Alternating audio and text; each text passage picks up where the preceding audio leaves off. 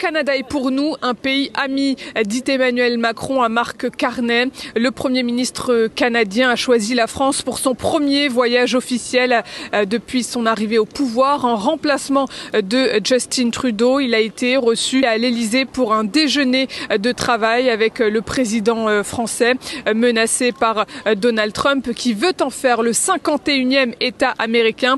Le Canada est clairement à la recherche d'amis pour tenter de résister à la pression trumpiste.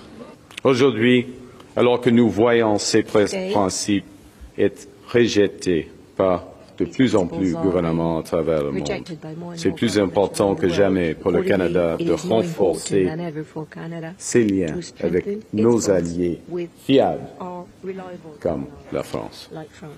Nous devons renforcer la collaboration entre nos pays pour assurer notre sécurité, celle de nos alliés et celle du monde entier.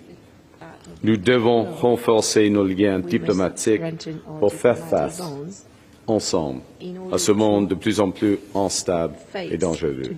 Emmanuel Macron et l'Union européenne prêtent à accorder un soutien au Canada, mais il faudra à son tour qu'il accorde un soutien similaire aux Européens dans la politique qu'il mène vis-à-vis de l'Ukraine. Cet entretien entre Emmanuel Macron et le Premier ministre canadien, il intervient dans un contexte où les États-Unis de Donald Trump tentent depuis plusieurs semaines d'obtenir un accord de paix entre Kiev et Moscou, sans forcément l'implication des Européens dans la négociation de ce cessez-le-feu. C'est une chose inacceptable pour les Européens. Pourquoi ?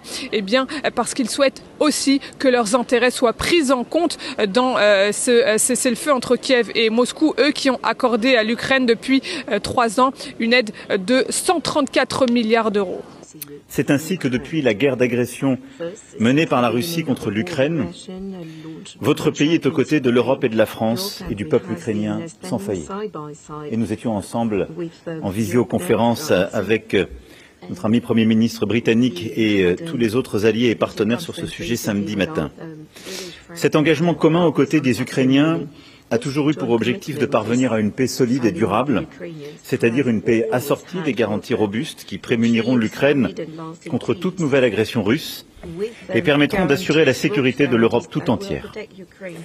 Le Canada et la France sont des puissances de paix, des alliés fiables qui prendront part ensemble à cet effort.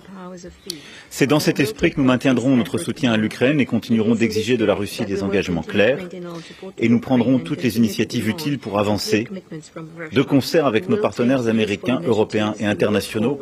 Et c'est évidemment un des sujets que nous allons évoquer avec Monsieur le Premier ministre dans un instant.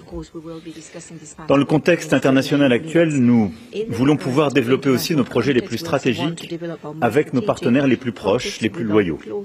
Parce que nous avons la conviction, et je crois que nous l'avons en commun, que nous sommes plus forts ensemble, mieux capables d'assurer le respect de nos intérêts, le plein exercice de notre souveraineté.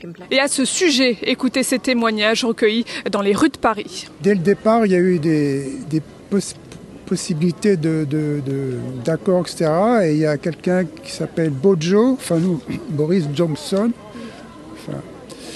un Britannique, qui a dit oh, non, il ne faut pas faire la paix, on va vous aider, etc.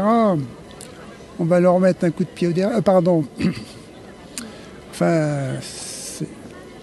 Disons qu'il y a des gens qui poussent à la guerre et puis d'autres qui n'arrivent pas à réfléchir à des choses.